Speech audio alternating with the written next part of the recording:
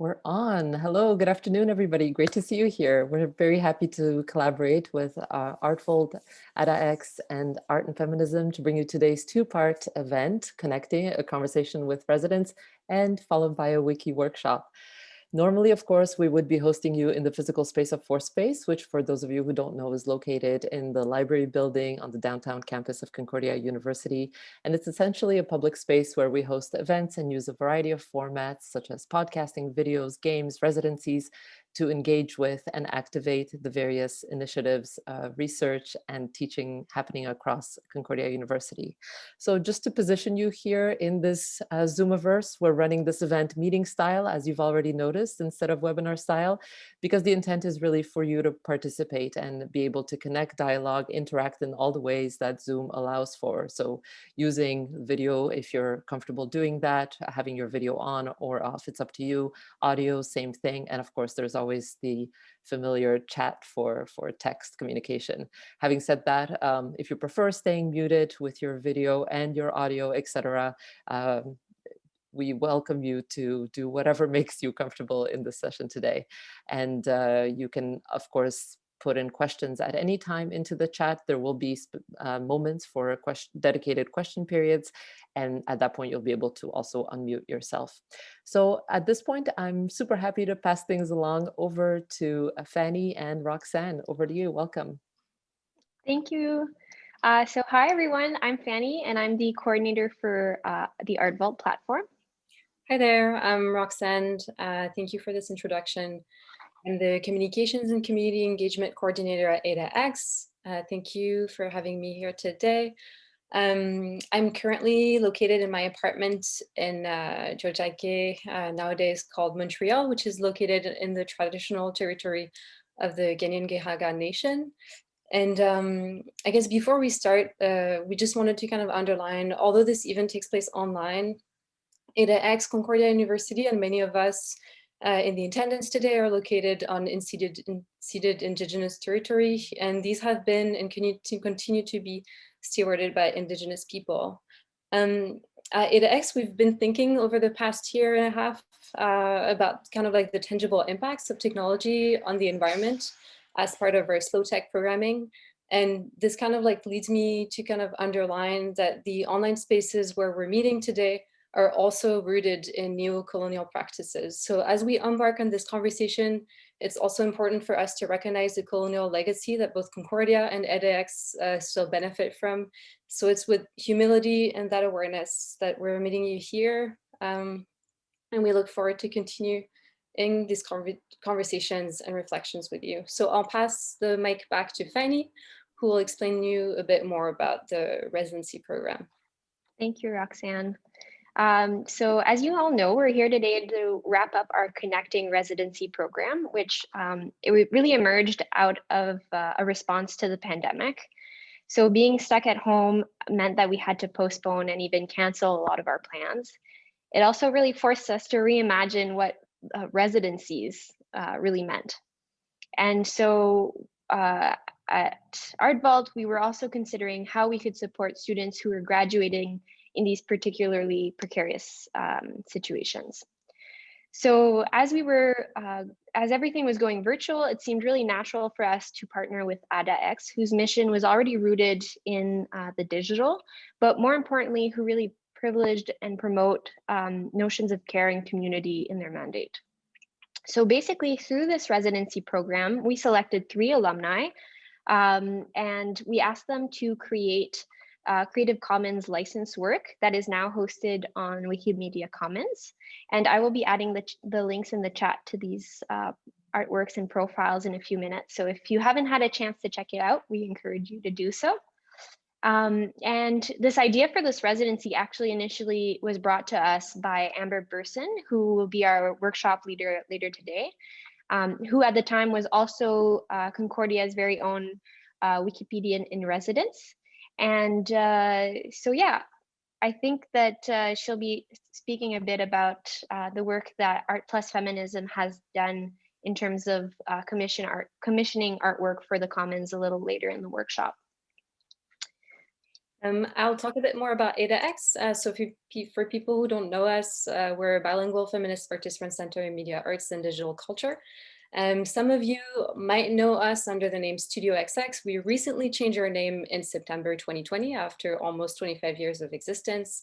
We support the work and the production and dissemination of the work by women, trans, non-binary, and queer artists in the field through residencies, workshops, discussions, exhibitions, performances, and we also propose educational activities for the youth with the aim of making accessible and demystifying technology.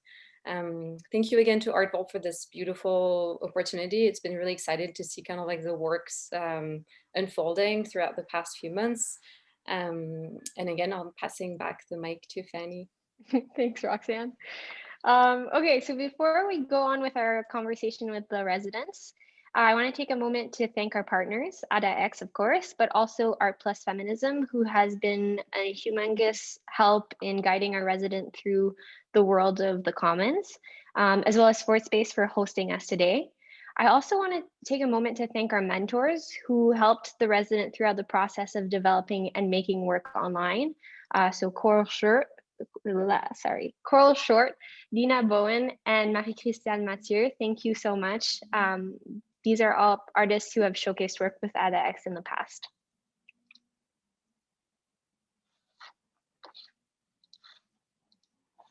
Oops, Roxanne? Yes, I'm just going to introduce quickly, yes, the three residents, Alicia Signorino, Bird Jenkins Crumbs, and Lindsay Carter, who will be led in discussion by Hannah Strauss, who's our cultural mediator. So Hannah is a Concordia alumni as well, and now works as well as I'm also a Concordia alumni. We're all back here. Thank you for still having us over all these years. Hannah is a cultural worker, artist, and educator. Her practice is centered on questions about how history and memory are intentionally cultivated by repetitive gestures of the body and in language, especially looking at the intersections of land, space, and archive.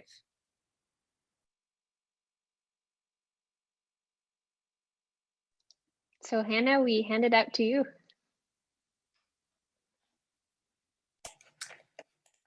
So thank you everyone for joining us. Thanks to the residents also for sharing their work in the last months and weeks. It was a real pleasure to be part of that process. I'm just going to jump right in. I think that there's really interesting connections in all your work and the ways that you disrupt the idea of online practice as something that is supposed to be disembodied. So Bird, in your reflections on and practices for returning to and centering the body when relating to digital objects and navigating virtual spaces. Alessia, in translating found family artifacts into digital ones, and exploring how patina and wear accumulate in both physical and digital objects. And Lindsay, in the labor, the really careful labor of making a 3D object that's modeled after plants which are significant to a history of Black resistance in the antebellum South, which you then invite others to find through the doorway of the Wikimedia Commons and to interact with. All of these, I find, are really intimate projects which respond to your lived experiences and body knowledge, and also to the inheritances that you each carry. So my first question, which is for all three of the residents, is how do you take care of yourself while working through difficult histories that are close to you?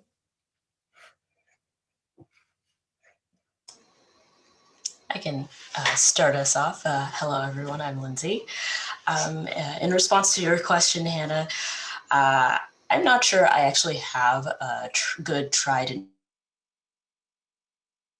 true for this yet. So when I'm developing something, I'm often developing from pain. But I think that something that has worked with this specific piece has been to find something that confounds or complicates whatever is the root of that painful part. So in particular, for me, the cotton plant has been a particularly charged object and concept. It's nothing about the plant in particular, but about the histories, my family's history surrounding it. So through my research, I found out that while this crop was an icon of enslavement, it was also used by enslaved people to keep from having children. So cotton was used as a tool for agency in that way, which made it a bit less painful to deal with.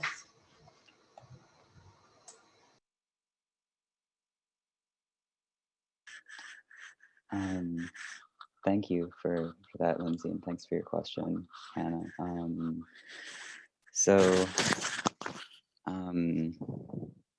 I think that I've met a lot of challenges in my life and like in the process of working in this residency, and one of the biggest challenges has been fear for me, and in my life, fear and anxiety have often like kept me from doing things that I really want to do, and that's been something that I've really been addressing through my work, because often there's a fear of connecting with others that I have, and in the process of this residency, what I've been creating, my creative process has been a process of leaning into those things that I'm afraid of, and so I feel like I've learned so much from that, and so I've realized that a way of taking care of myself is actually through like helping myself heal these connections and like heal my relationship with reaching out to others, and creating a safe environment for those connections to happen. So yeah, I've been just like returning to this knowledge that the creative process for me is about healing and about connecting and about finding that safe growth promoting environment. And if I ever find myself doing something where I'm spiraling into anxiety, or like even in the case of like talking here in this Zoom meeting, I chose to focus on being present instead of hyper focusing on preparing myself, and like that is also part of my creative process. So yeah, taking care of myself means being grounded in my creative process. For me, the short answer would be I haven't really. The longer answer would be that I think I felt motivated with the idea of sharing complex histories of these two women that were they came before me and also were connected to my parents. I think another thing that motivated me was being able to create a space with my parents where, despite the distance, and also even with the distance, we really haven't had many opportunities to really share a moment and to delve deep into the histories of my grandmothers. I've also gone through sort of cycles of like how much information to give and to retain. So I would say there was a reflection of how much one could cover and uncover. Yeah, in regards to trauma and how it affects each generation, there was also the hope that I would stop with this one. Yeah. Thank you so much.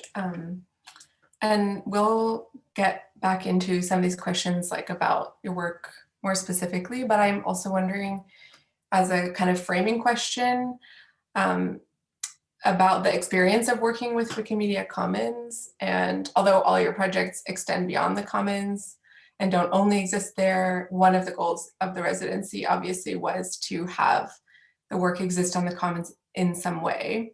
So how has developing this project with that in mind, with that destination in mind, changed the kind of work you make?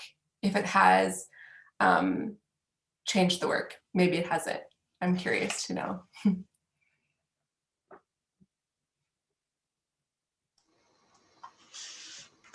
For me, it definitely did.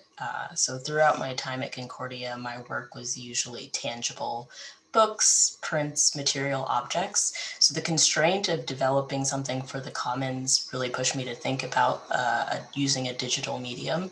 I briefly played around with Blender, which is the software that I use on my own. And I also did some 3D modeling for the design art degree coursework. And I thought it would be really cool to work with, and it actually pushed me to think about how the viewer could actually interact with the piece, because that's something I really appreciate in the work of others. How can the viewer engage with the work physically or anything like that? So working with 3D modeling was a really interesting experience. On a similar vein, I was also very much used to creating tangible media. So in a sense, having a digital residency forced me to lean into creating more digital artworks. And the fact that on Wiki Commons, somebody else might be able to use that piece and use it for a specific article was interesting, because my work sort of has a overlap of subjects. Like, could someone use it to talk about the history of the criollo horse or ASCII art? So that was interesting. Like, I'm still reflecting as to how someone might be able to use such a specific video. For me, I think that knowing that I would be uploading this work to the Wiki Commons changed how I was thinking about it, because in the context of the blog that I started, I kind of had a feeling that most of the people who would look at it would be maybe people that I knew, maybe the odd other blogger.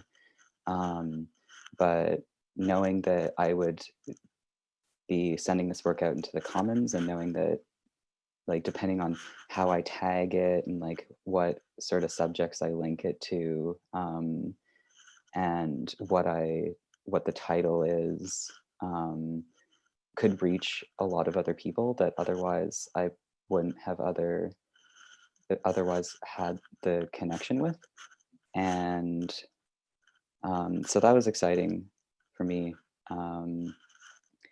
And yeah, it just made me consider differently how I was presenting this invitation for action, and connecting to other people through digital space. Thank you. My first question is for Lindsay, and has to do with something that you've kind of just started talking about, which is also the experience, the kind of tools that you've chosen for this work and the way that people are going to interact with it. So in your 3D rendering project, Perio, you have been really intentional. And I kind of saw that intentionality also in the process of hearing about the work, about creating a spatial experience with digital tools. And I was wondering if you could tell us more about what makes up the bouquet, how it can be handled, and why you made those choices. Sure. So as I mentioned, I used Blender, which is an open source 3D modeling software. I'd used it sporadically over the past few years, but this is sort of the deepest dive I've taken into working with it. And I thought it would be interesting to lean into the surreal potential of 3D modeling. So I didn't have the plants to work with in a hands-on way. So being able to create recreate these plants in such a way that it really leaned into the unreal aspect, I think was an advantage to using 3D modeling. And I'll drop a link in the chat in just a minute. But when you visit the bouquet at pario.withany.design and interact with it, you can turn it, you can zoom in and out, and most revealingly, you can select each plant and learn more about what that plant represents, what it was used for. In my previous work, I really like to play this game of discovery with the viewer where I leave like breadcrumbs or hidden navigation. And it's up to the viewer to actually learn more about the piece. And I'm not sure why I find that interesting or a necessary aspect of my work or the work that I most appreciate. Maybe it has something to do with how US Americans have to learn our history. There's a lot of digging, there's a lot of pulling on threads to really discover what it is that we're not presented with typically. One thing I am curious though is about the afterlife of this piece. It's a Creative Commons work. How can someone, or how will someone use this work and to what end? Thank you for your question. Thank you so much. I have lots of follow-up questions, but in the interest of time, Alessia, so part of your project, part of the process of developing the work involved interviewing family members, I believe. So as well as working with handmade objects that are a part of your family. And I was wondering, how do you navigate that process of making work with stories and materials which belong to you, but also belong to others? Yeah, thank you for the question. So the handmade object that we're talking about specifically is two paintings that my paternal grandmother made of horses. Due to COVID measures, I can't exactly visit them right now. But what's interesting about these paintings is also that they had to be transported to Canada from Argentina. And they actually almost got confiscated at airport security. So it almost didn't get here. And what's also interesting about these paintings is that they're the only objects that link me to her. So despite never having met my paternal grandmother, there was this interesting idea that this was the paint strokes of an ancestor. And it's also a product of her imagination. It has her traces of her in a way. On the other hand, for my maternal grandmother, who was from a lower class, there is nowhere near the same documentation or any relics from her. Since it's a more disenfranchised person, it changes the access that I have over history. So there's not many photos, there's not many records. She came from a rural area, so I don't know if we can even access her birth certificate online. I hardly think so. I haven't checked yet. But when I was preparing to make this work, there was this fear of not doing my grandmother's justice in the way they were represented. And it was also like a reminder of where I've come from. And I sort of took that as a way of making it also my history in a way, even though I haven't met either of them. So I prepared 20 questions that I asked each of my parents. So I sort of decided to ask as it spanned from the most banal type of questions like what was their favorite garment to wear to more complex questions that brought up difficult subjects for both of my parents. So my idea was to create a complex portrait of these two women. And that kind of became into this idea that I could highlight the socioeconomic contrast of them, and the fact that they both have a different relationship to the symbol of the horse. So one grandmother could indulge in painting this European symbol of nobility, wealth, power, and freedom, and the other one probably actually saw horses in the rural region she grew up in. And she also worked at a butcher factory. So I think that also shifted her relationship to animals' sustenance, perhaps. So yeah, it's been sort of an ongoing reflection of how to do these two women justice in a way. Mm-hmm. Thank you. Yeah, I think that's a question that resonates with across the work as well, of all three of you. So, Bird, in your blog and research diary, you're exploring tools for connection, which cultivate resilient and safe connections. I'm quoting you because I love this line. You also talk about entanglement. And I'm wondering if you can say a bit more about entanglement. While doing this research and work, what are some of the entanglements that emerged which felt important, difficult, or generative for you? Thanks for that question, because I think that it really made me want to delve deeper into what I really felt about the word entanglements. The first time I heard it, my friend Addie said it, and I was like, oh, I don't really know exactly what that means, but like there was like this idea of like enmeshing or connection, but then but like I think that this question,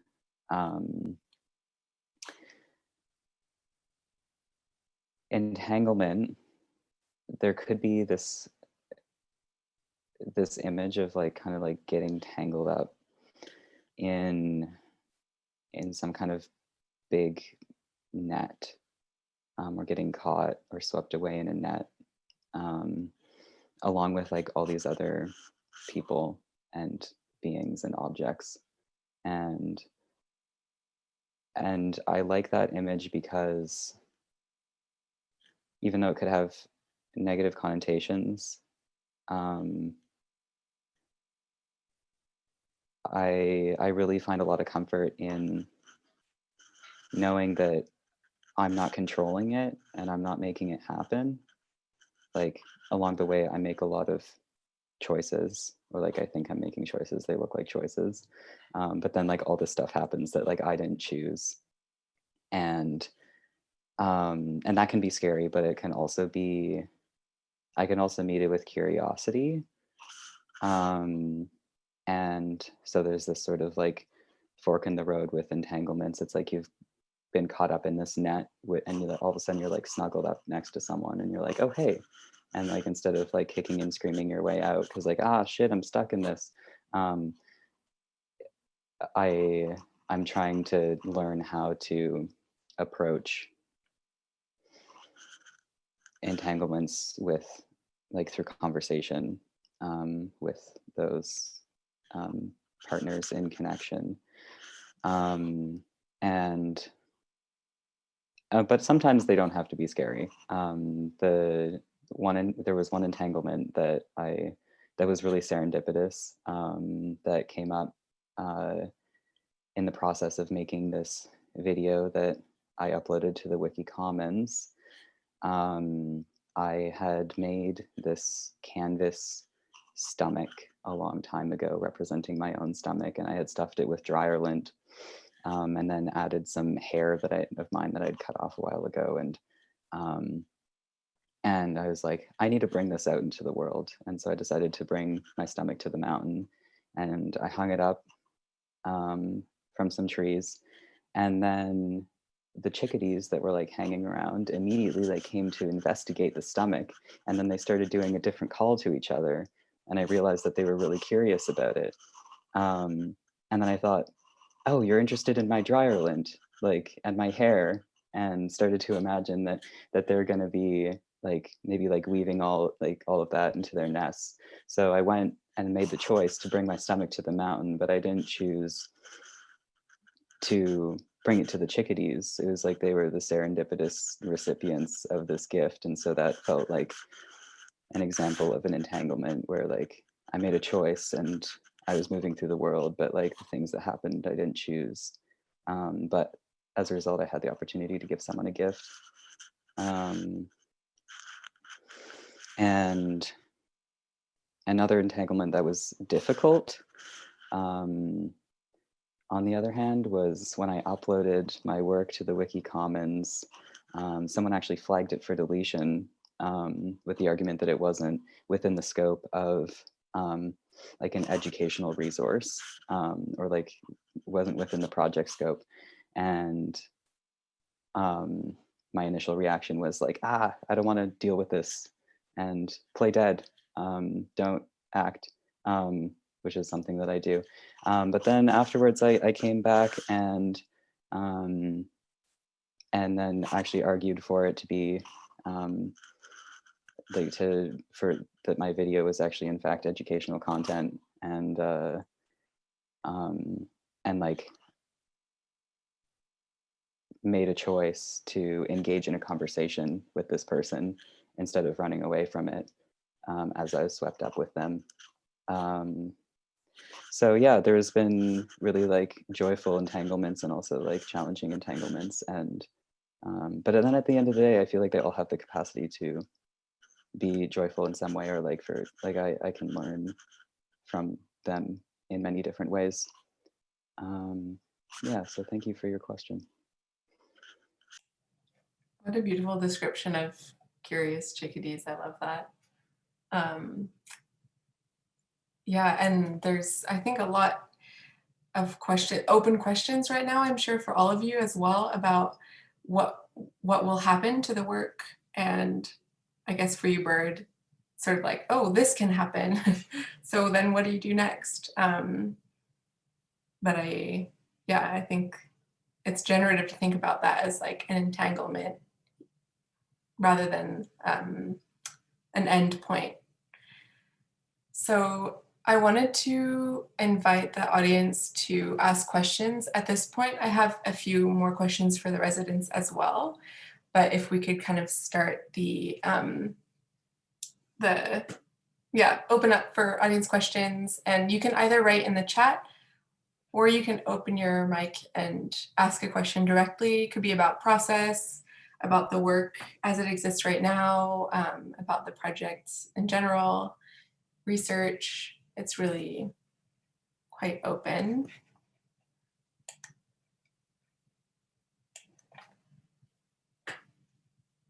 Also, I might ask some more questions and you can continue thinking if you have questions in the meantime as well. If we don't have any immediately. I guess I kind of have a question. It's more a meditation. It's not a meditation. It's just like a thought about something that was said and maybe just tossing that thought to the person.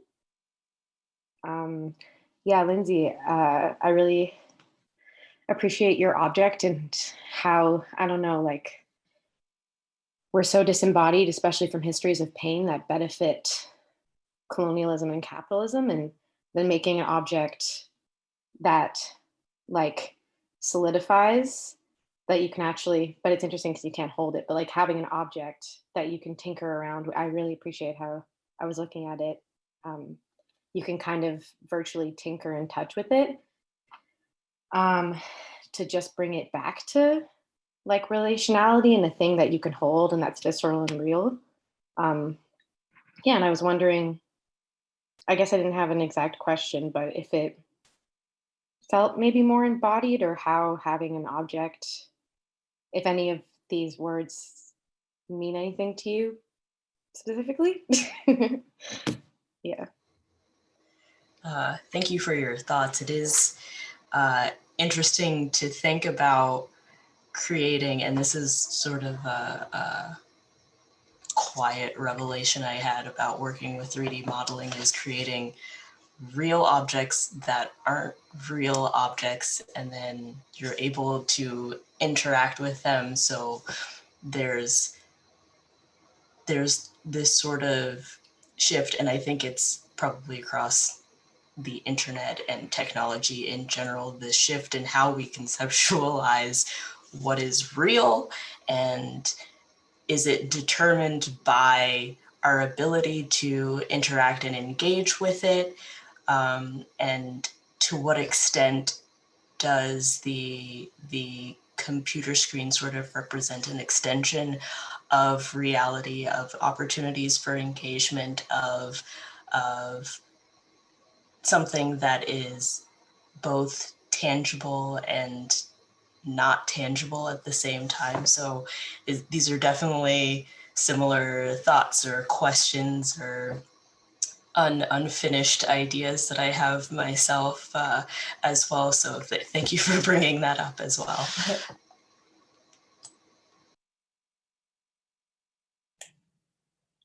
There's a question from Amber, who's wondering what folks' best case scenario is for how the work could be used by the public. So what is your dream scenario for what might happen to the work online?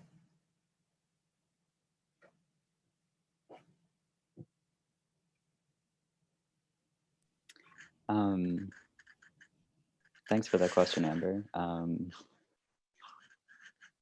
I think that my dream scenario for it would be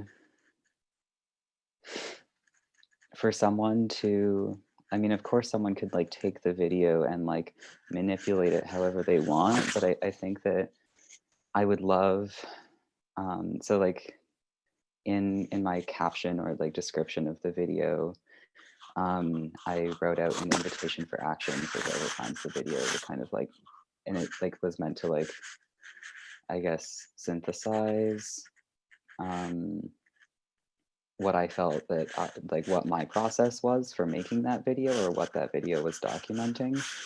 And it's a process of like finding objects in your life that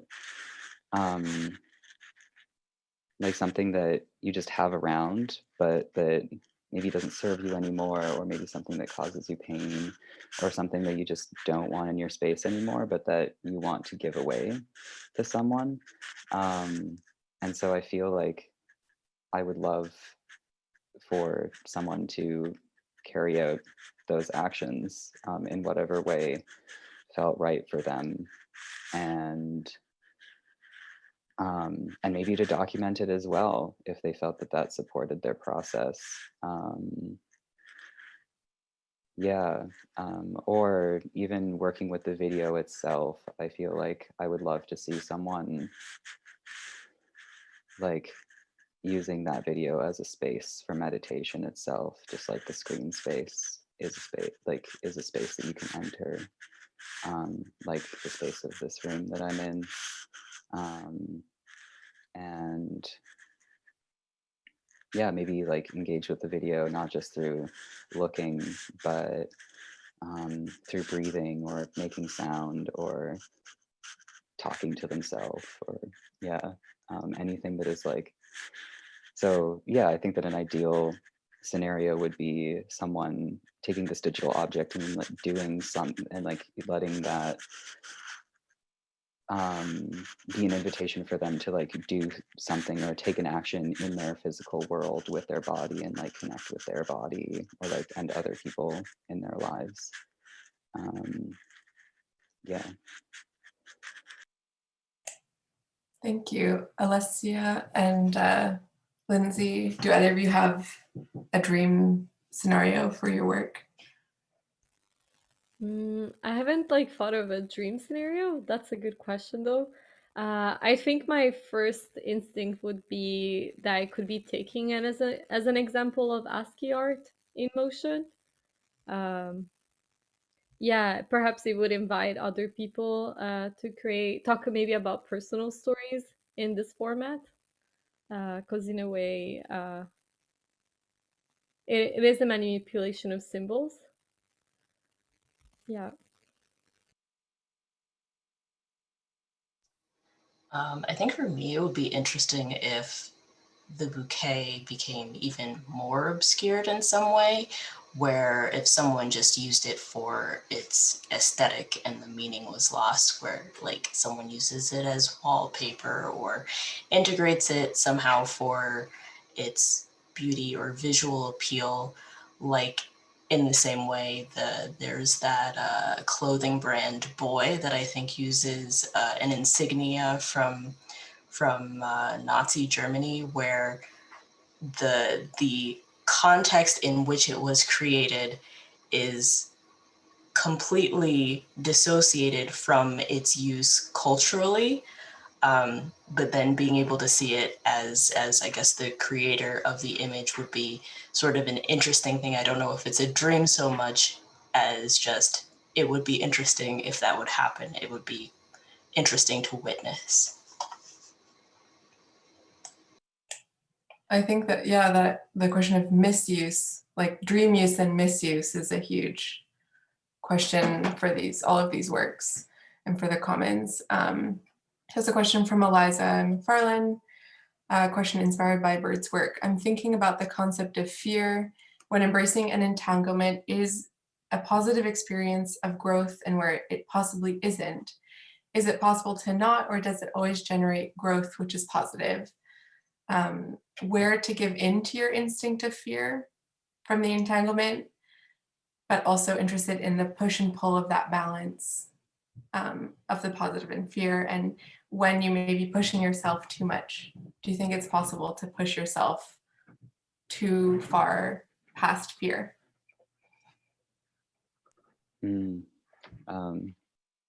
Thanks, Eliza. Yeah, I thought of a lot in my life about that the distinction between like a challenge that helps me grow as a person and then like a challenge that I just like have to trudge through and then like come out on the other end hopefully alive. And I think I'm still learning what the distinction is between those two types of challenges. But I think that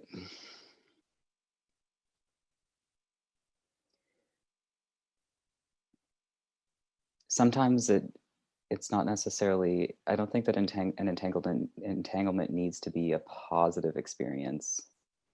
And I think that for me, when something's happening that I'm not really jazzed on, instead of like trying to get myself to be optimistic,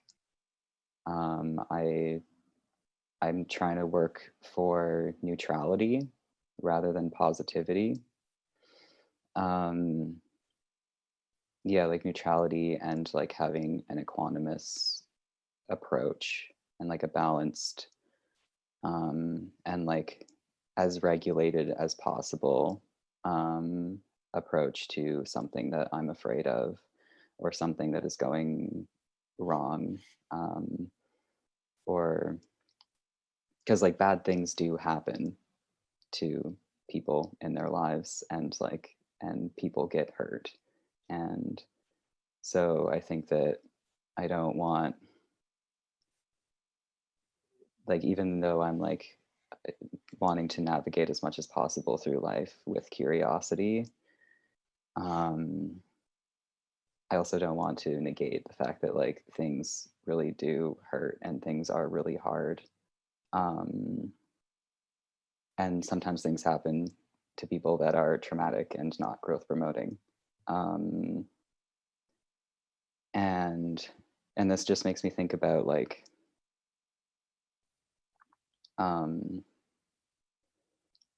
I've been working a lot on trying to learn how to create a safe container for myself, or like learn how to, I don't know, sometimes I need to be my own parent or have that parent voice in my life that says like, okay, it's like, it's going to be okay, or like you're doing great, or like or like sometimes find like beings that I can co-regulate with. Like I've been looking out my window and like looking at this tree outside that is like swaying in the wind and finding that that's like a very regulating thing to focus on. So like sometimes balance is like, yeah, it's like a situation by situation basis. Kind of went on a bit of a tangent there. But yeah, it's funny because like it's also feels like this balance between like making a choice, like we're making choices for ourselves, but then we also can't control everything. And it's helpful to move through life feeling like we're making choices ourselves, and that we do have agency.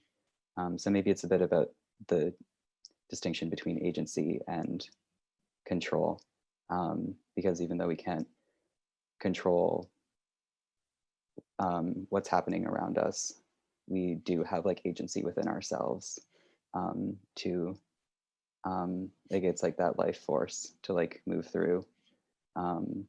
And sometimes we've had things that have happened to us that make us, that like kind of like make us forget how to move through or like come back to that regulated state, and so we have to relearn. So I'm kind of like rambling on, but yeah, totally 100% a balance, and would be happy to talk to you more about that.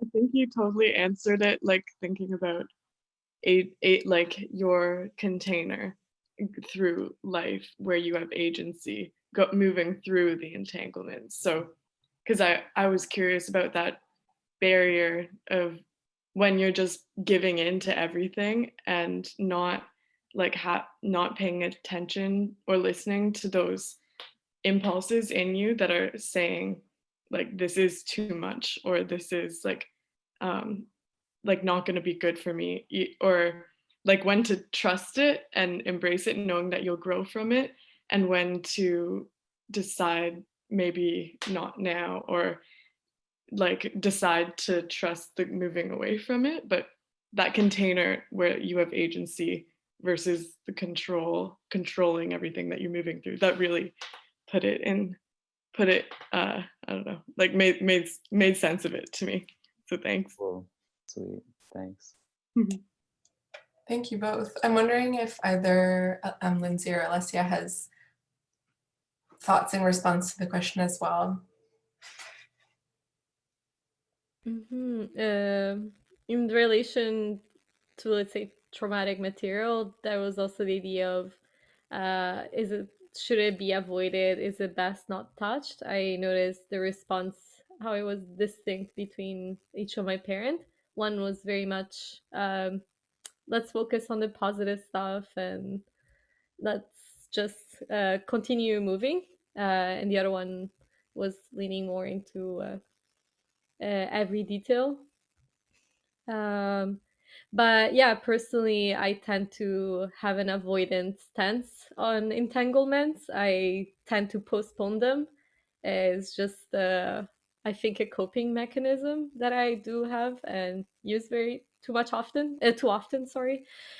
But yeah, there's the idea of questioning that fear that comes up often a lot. Is it realistic? Is this fear rooted into something logical, or you're sort of questioning your own logic? And it's tricky because you're questioning your own reality in a way. So I think it's something that the more it's practiced, the more you tend to develop a better instinct, whether to trust that fear or if it's just a question out of proportion. And I think Bird mentioned looking at outside elements that kind of ground you and noticing that things continue, and sort of de-dramatize the situation. But in certain context, like for example, in the case of trauma that my parents might have had, that's a more long-term process. It won't get solved in, like, say, a meeting that I've had over Zoom with my parent. But I think it's something that you can pick up and maybe put aside for a while, and when you feel ready, you can pick it up again and detangle it. Yeah.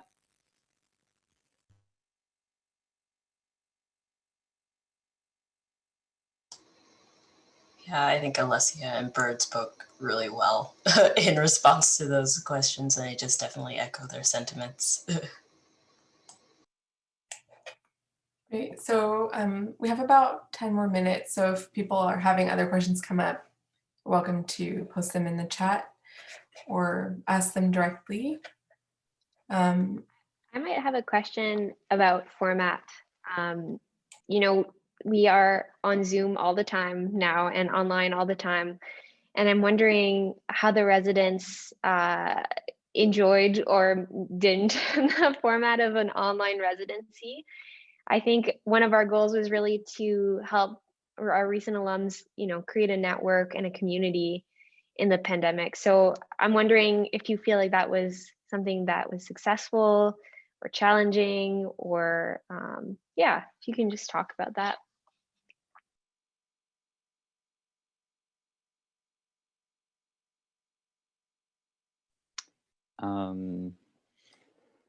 For me, I think that like having the online or like having like the Zoom meeting format was like, even though it's like different from what I'm used to, it was like, it kind of like made me think about like space differently. Cause like usually like, cause like residency is like, okay, like where is the residency?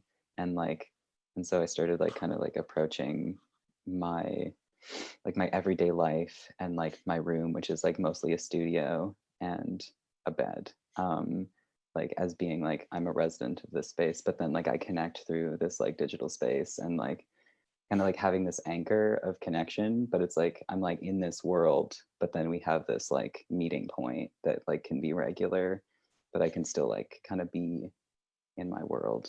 And so that was really cool because I was like kind of made me think about what a residency was differently. And but like kind of like the point of the residency was like having this anchor of connection, like that, like reaching out, but like I'm over here.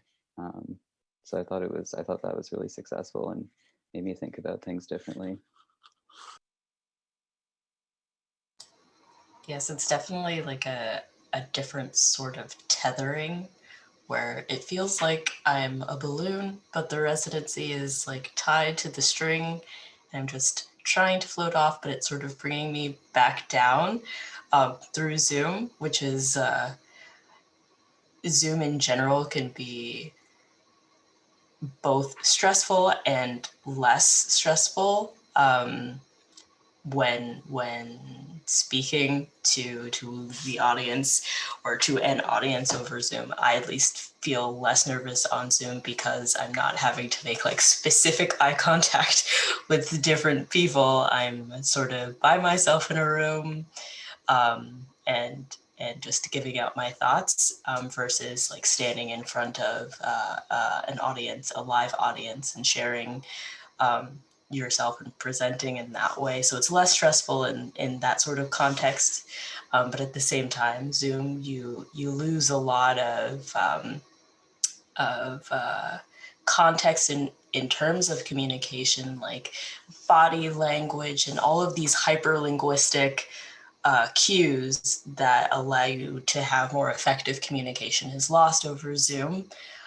So there's this interesting balancing act that happens when you're completing lots of exchanges over video calls in that way. But I do think it definitely emphasizes the core point of the residency about being about connection and connecting in a time where a lot of us are distant from our friends, distant from our families, from our coworkers, things like that. So it was definitely sort of a meta experience to have the connecting residency be online in this way. I think I had the romantic idea of the going to the studio for your residency, and that's not at all the case, since it's always been a bit of a struggle being in the same bedroom for work, for the residency, for whatever other activity. So that's been a bit difficult, but I think the familiarity of seeing the same faces and having opportunity to like ask questions and share doubts with my fellow residents really helped. I think that was, in a way, part of creating the residence space, the studio. I think even though it was in the form of a video call, that I think, like Lindsay, you called it flattering. Yeah, it really anchored the experience.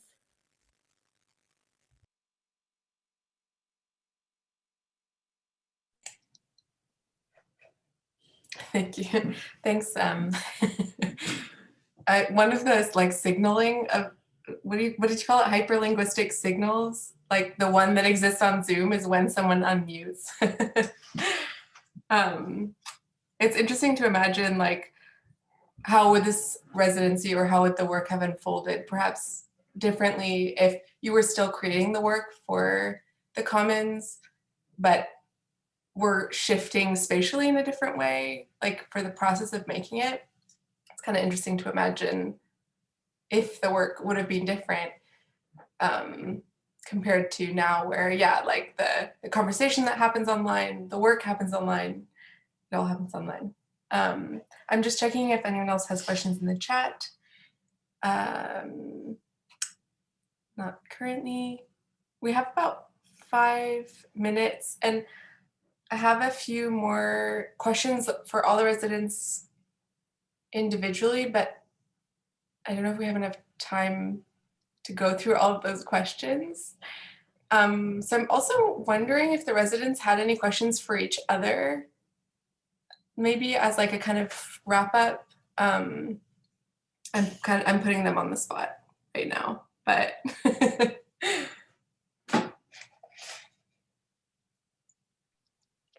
Maybe we take a break and stretch out our legs, and then after the workshop, maybe they'll have time to think about things that they want to ask each other if we have time. That's perfect, yeah. So we'll take about 10 minutes now. We'll come back at 1:10.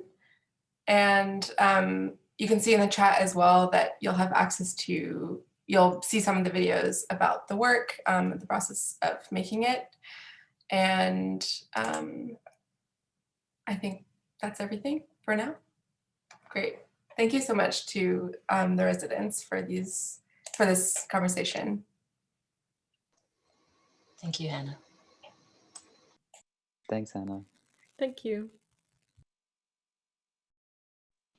Oh, I was muted. I'm so sorry. Hi, everyone, and welcome back. I'm going to start by dropping a link in the chat for the slides for this workshop with Amber. So if you'd rather follow along on your own, then you can just use the slides on this Google Drive link. Okay, so welcome back. And I'll just start by giving you all a quick intro about Art plus Feminism. So Art plus Feminism is an international community that strives to close the information gap about gender, feminism, and the arts on the internet. You might already have heard of them through events like Wikipedia editathons. I always say that weirdly, sorry.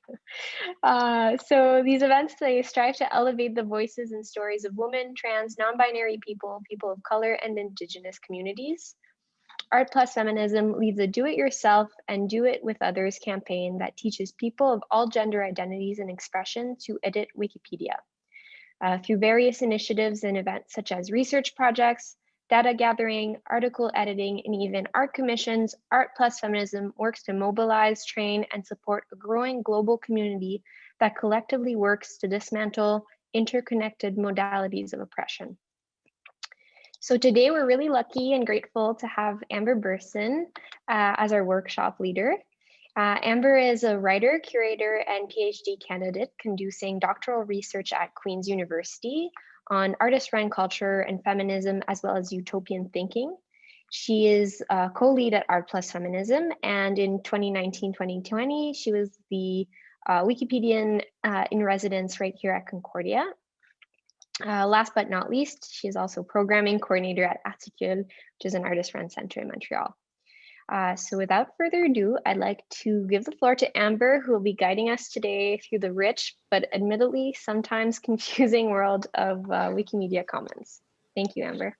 Thanks, Fanny. I'm going to attempt to screen share now, but I want to start by saying thank you to all the participants. It was so nice to hear about your work in this way.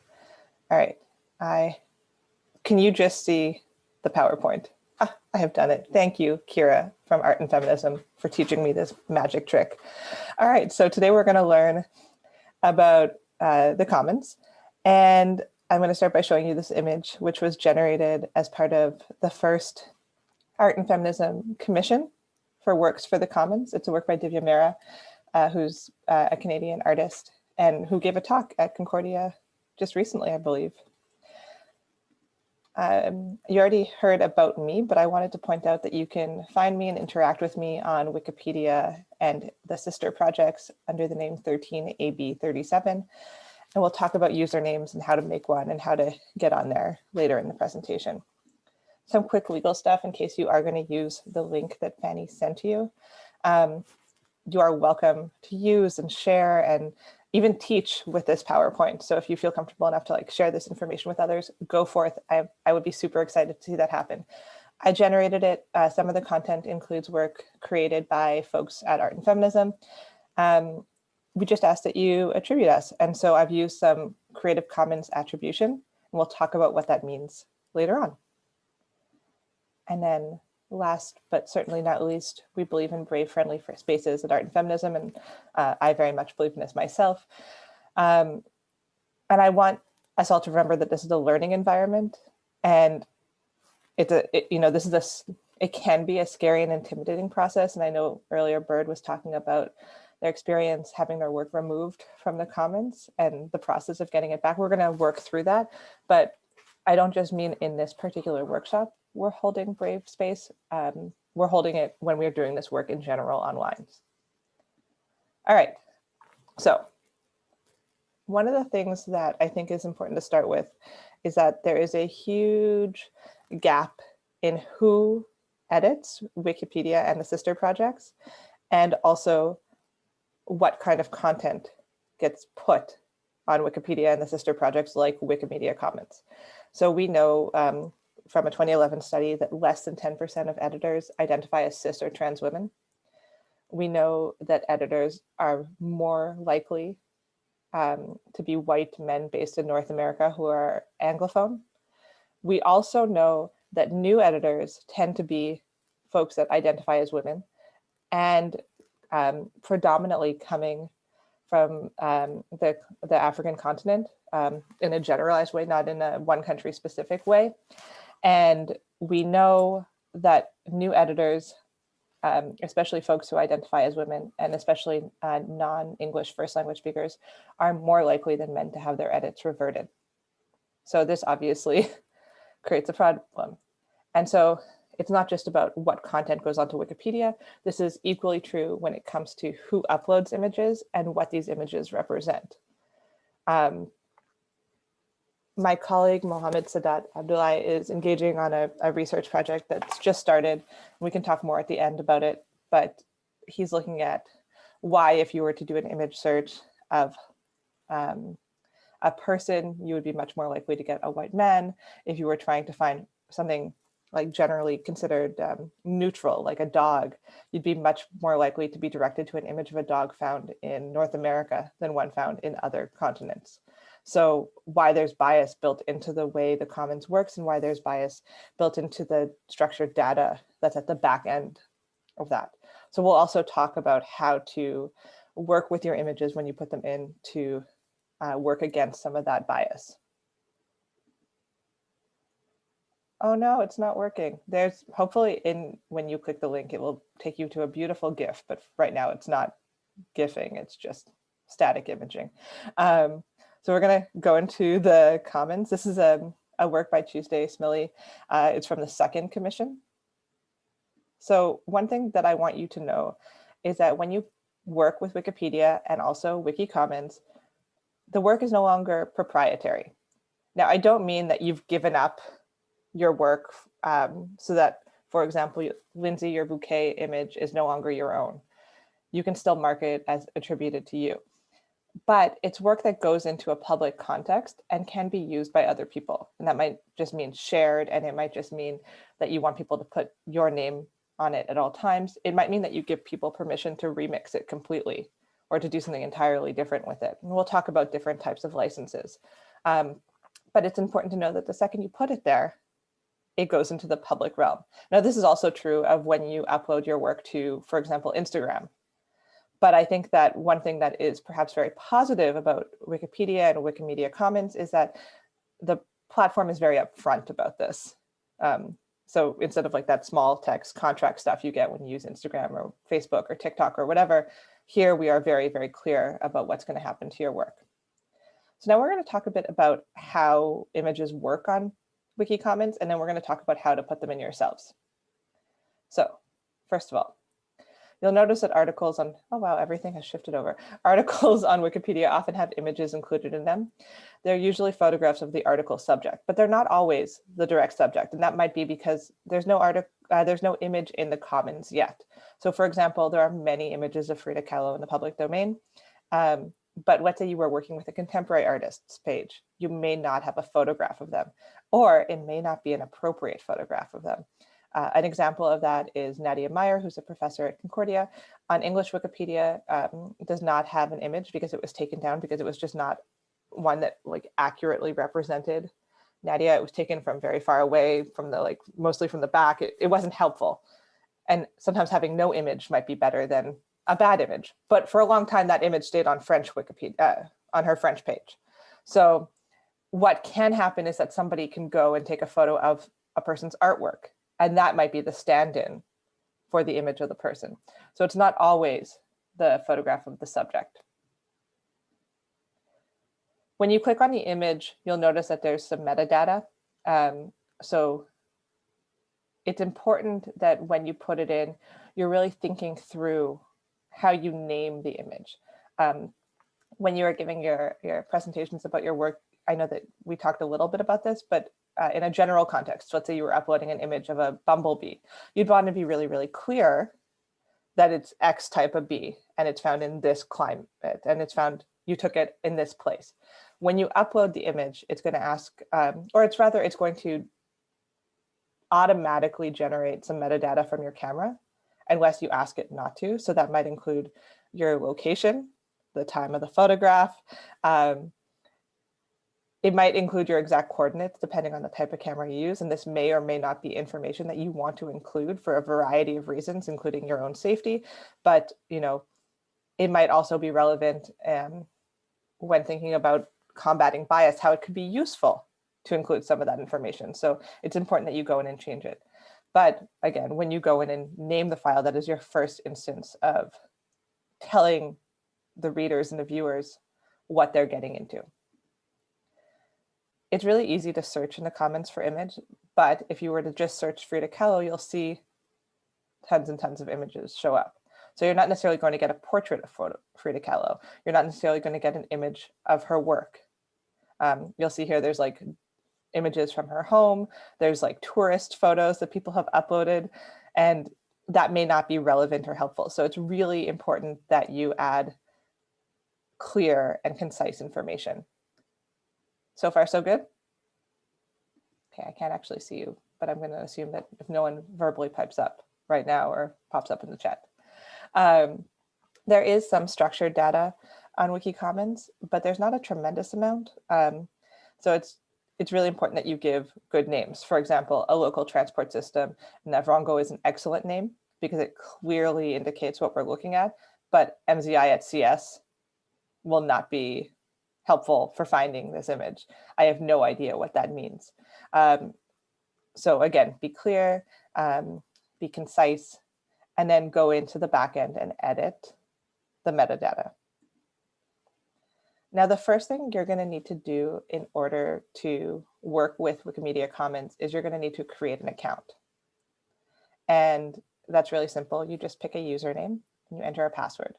Your username can be as vague or as specific as you'd like. Earlier, I said my username is 13AB37, which is the randomly generated series of numbers and letters that I got as my email address when I became a student at Queen's. And I wanted people to be able to associate the account with me prior to like, now my bio says it's clearly me, and it's because I work in a specific capacity with Wikipedia and sister projects. But I wanted prior to that for people to know it was me without it saying my name, and that was a safety concern. Some people go with funny names. You can also edit, you can't upload, but you can edit work without ever having an account. And of course you can have as many accounts as you want. There's no limit. So if you wanted to do certain work under one title and other work under a different title, that would be okay. Other things to keep in mind is that it asks you as an option for your email address. And just like a pro tip, I highly recommend that you include your email address, because otherwise if you forget your password, you may be locked out forever. There's no other way to retrieve it. So we're not going to talk about how to manually upload. I'm going to just really plug the upload wizard here. The upload wizard is like a drag and drop function for adding content, and it prompts you directly for all the information that you might want to include. So it also asks you for what type of license you want. And the licenses are really important because it tells users how to use the file. So once you've dragged your image in and you've clearly stated that it's your own work, and that's really important. I can't, Lindsay, I would not have been able to put your work into the comments for you because it's your work. I'd have to have had an actual letter, written permission that says you asked me to do this. If I took a photograph of you, however, or took a photograph of your work in a public context, that would be totally fine. I could put it in. And sorry, I keep using you as an example. You're the only person I can see right now. So once I've clearly indicated that the work is my own, then I can add the license that I want. So let's go into what is the Commons. So it's a nonprofit organization that helps overcome legal obstacles to the sharing of knowledge and creativity to address the world's pressing challenges. And it was founded in 2001 with the main function of creating and distributing general licenses. So these are the general licenses.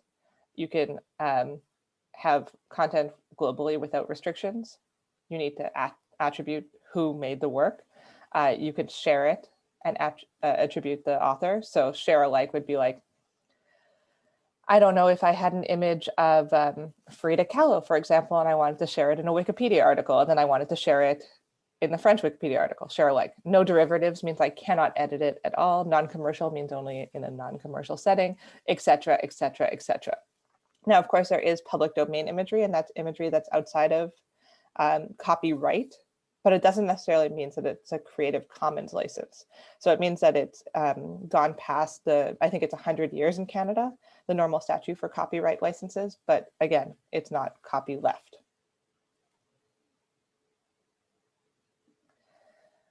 So this just explains in a bit more detail how it works and how you can share. And of course, if you're not sure, there's this super, super handy dandy license chooser. So you can tell the computer exactly what it is you'd like and not like to have done with your work, and then it will generate the license for you. Now, one of the things that happens when you work with user-generated platforms like Wikipedia and Wiki Commons is that you're engaging with a series of users who A, are volunteers, and B, have their own agendas. Now, I want to remind folks that Wikipedia, not Wiki Commons, but as a sister project, falls under the same guidelines, has 5 pillars. And one of them is that you assume good faith.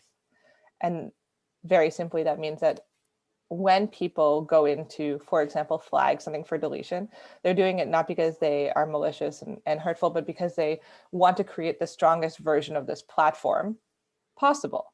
However, the strongest version of a platform possible might recreate some of the biases that we're working with our project to break down. So when you put an image that might be challenging to certain audiences, it is the difficult work to go in and advocate for why that image is important or why that article is important. These are just general avenues that I've put on the screen for working with some of these challenges, but I want to go through what might happen. So you might put your image up and somebody might say, I'm going to flag it for deletion. And then you have the opportunity to go in and argue. If you don't argue, other people might decide to have that discussion for you. On Wiki at this moment, silence equals consensus. So if nobody speaks, it's assumed that the person who made the original comment is correct. Obviously, that's hugely problematic. So it's it's really important that if you see your work flagged for deletion and you are uncomfortable with the reasoning that they've given you, that you go in and you argue. And also that you share that argument. So you share it with other folks that might be sympathetic to the way that you're working. You share it with like a larger community, for example, art and feminism. You share it there's like many community spaces on Wiki itself for these discussions, so you can share it there as well. The other option is that your work is automatically deleted. So that means there's no opportunity for a discussion. And that usually happens because it's bot deleted, or you have a user with administrative privileges who can go in and do this. But it happens mostly when the work has violated copyright in some way. So for example, you won't be allowed to upload an image that you clearly demonstrate is not your own when you're trying to upload it. But if I go and upload work that can be demonstrated by the bot or by a human to be not my own, then they will just immediately delete it. Is that clear so far? And I know this is I am a person who truly hates confrontation, and I find it really difficult to do that work. However, the more we do it, the more likely we will see a diversity of content. So I just always like to share this super funny chart, which explains the process for dealing with a difficult editor. And, it's basically just be nice, tell them thank you, tell them thank you, tell them thank you, and probably it will work out. So again, if you're operating in good faith, it usually works out. And when I show this, people often ask, what is sock puppeting? And that is when an editor has created multiple accounts so that they can attack your work. And this does happen sometimes, which is unfortunate. So in the presentation, I shared some images from our calls to action. So far two, there's a third one that I'll share. It started in 2017, and it was a way of bringing artwork into the commons and sort of challenging some of the norms of what we see in the commons. So an image doesn't have to be just a photograph of Frida Kahlo. It can be something a little bit more dynamic. For example, we create Creative Commons license work that are hosted on the commons, but they also exist elsewhere. So these works don't just illustrate art and feminism. The Divya Mera one is often used to advertise events, but you'll notice that the Tuesday Smiley, and then I'll show you a Wendy Red Star one, have no direct relationship to marketing purposes. I also want to highlight that we're going to be launching a new call in spring 2021, and this call will be less so focused on artists from North America, more so from Western Africa, from the Indian subcontinent, and from Brazil. And then I have to move this to get to the next slide. If you have questions for me about this, definitely now is a good time. But if you want to ask me more questions that you feel like maybe you want to just email, here's my email. You can get in touch anytime. Again, if you've tried to upload something and you're stressed out, I truly do mean I am here for you to help you with this. So if you have questions, I'm here. Thank you, Amber. Everybody feel free to write in the chat or to just turn on your mic. Yeah.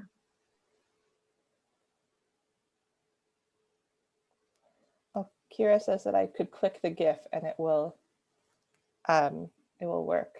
But I think instead, what I will do is I will drop the link to the GIF in the chat. Coral actually dropped it already. Oh, thank you, Coral. Yeah, I love Tuesday Smiley. I collaborate with her, so I'm happy to see that.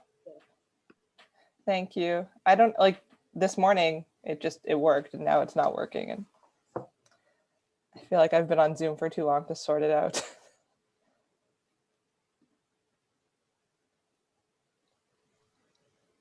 Well, I'm so glad you all feel so comfortable.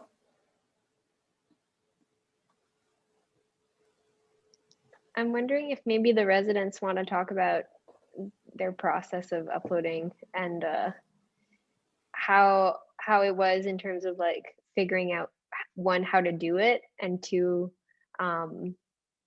yeah, if you encountered any challenges.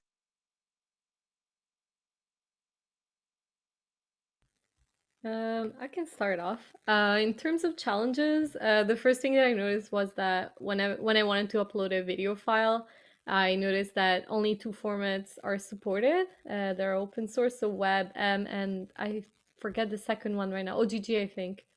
Either way, I had a .mov file and a MP4 file, and neither of them worked. So I needed to look up how to convert those files into a WebM file. So I tinkered around and found out that you could install and plug in to Adobe Premiere. So that was, for example, something that I didn't foresee if somebody, I don't know if there's online converter for that, but in my case, I had to find that plugin somewhere and convert it. Other than that, it was kind of straightforward. Yeah, there was also, it's also, I'm still not quite sure the distinctions. For example, I had to enter um, these items portrayed in the file, but then there was also like the metadata that sort of branches off. So it felt like they were the same, but for some reason they were two items that I had to write in.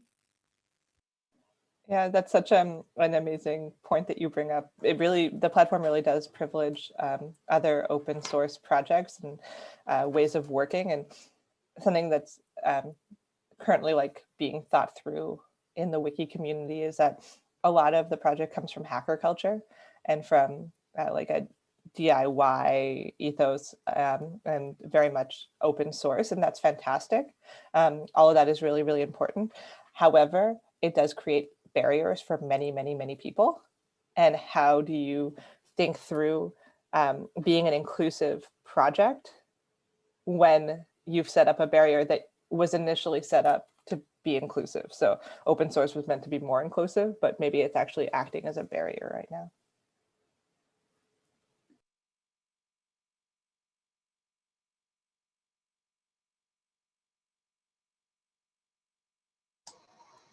For me, I didn't have too much trouble. I guess what I had the most fun with was all of the tags, like tagging all of the plants that are in the bouquet and sort of creating those connections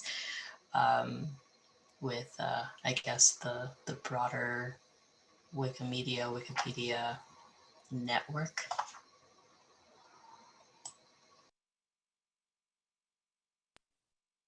Yeah, for me, when I realized like how much like all the tags that I could put, I was like, oh, there's chickadees in here. Oh, there's lint here. Oh, there's colorful fabric. There's, and I'm just like, and it really made me imagine like, okay, someone who's like looking for chickadees or like lint might just like find this by accident, and like, yeah, liking how it could be accidental. Yeah, and then the whole process of I was talking about it earlier about how my work was flagged for deletion, and then yeah, because I didn't say anything, then that was understood as like a consensus, and then it was deleted. So yeah, so I'm interested in like reading more about or like looking into the links that you shared, Amber, in the PowerPoint about like etiquette and things, and like I think that would like just like help me feel more like confident in having conversations if something like that comes up again, and like just being comfortable in like in that environment, because it's a really different kind of environment for me. I think learning the process and the etiquette is really important. And then I want to highlight how, for example, in your particular instance, the person who flagged it for deletion was a very experienced editor, somebody who knew a lot about process. However, that person is also a very traditional editor. And so if you wanted an image of lint, what they want is just like a ball of lint. And they I think, were receptive to the argument that you can have things that are not so obvious as the answer. And so it's important to use our voices to speak about like why the work we're putting in matters. Yeah, for sure. Like my initial reaction was like, oh, someone's telling me that this doesn't belong here, and like I'm going to like just like take what they're saying as truth. But then like yeah, coming back around and realizing it's like, oh, like we also create the space. Like so yeah, it was cool to kind of observe that switch in mindset.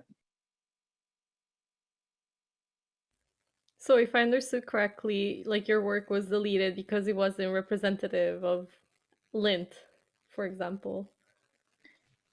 Like the argument was not like really like in depth, but there was like with the request deletion, there was a link to a section on about like the project scope, and like about like if something is like like uh like ed, like with something that could be like reasonably used as like as educational content. And so yeah, I thought that was interesting because like I could see that like this person's definition of educational content was like really different from my definition of it, and like what a learning experience is. So I like kind of pulled that into like when I argued for it to be undeleted. Yeah, just like saying like drawing attention to how what educational or what learning can be is a lot of different things. I didn't explicitly say this before, but I alluded to it that this work can be frustrating, and it can sometimes like, I don't want to say dangerous, but it can be problematic.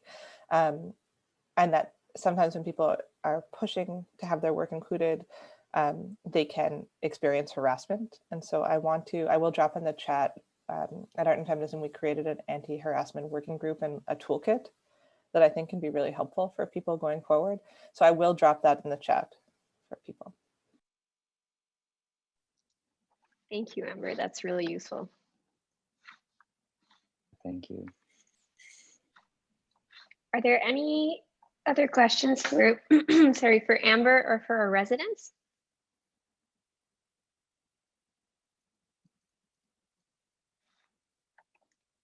Seems like maybe it's time to wrap up. So I guess last round of thank you again to AdaX for their partnership on this residency project. Thank you for Amber and Art and Feminism. Thank you again at ForSpace for hosting us today. And to our three mentors, I see Coral is here, but also Dina Bowen and Maxine Mathieu that had to leave. Yeah, thank you everyone from the audience who came and partook in today's event from the comfort of their living rooms. And we hope to see you all, sorry, in person sooner than later. Thanks so much, everyone. Yeah, thank you all. Thank you. Thanks.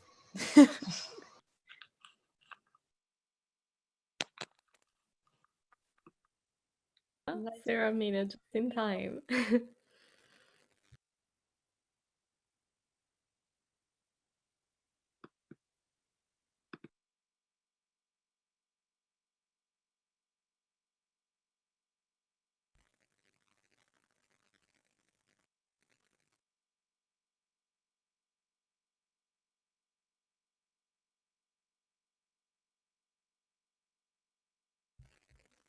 Thank you. Thank you, everyone. Alessia, thank you. Thanks, Amber. Thanks, Fanny. That was great. I hope people found it helpful. I think it's also great to have the slides and be able to revisit. Yeah, it's like the slides have all the links, and I think people find it impossible to find that stuff. That's the real challenge with all wiki. That there's information in like 15 different places, and you'll never find what you need unless you're a very experienced editor, in which case you're not taking a 101 workshop. Yeah. Cool. Well, thank you, Doug, too, for the music and the video break and yeah, everything. No problem. Nice to see you all. Have a great day. Thanks. Bye.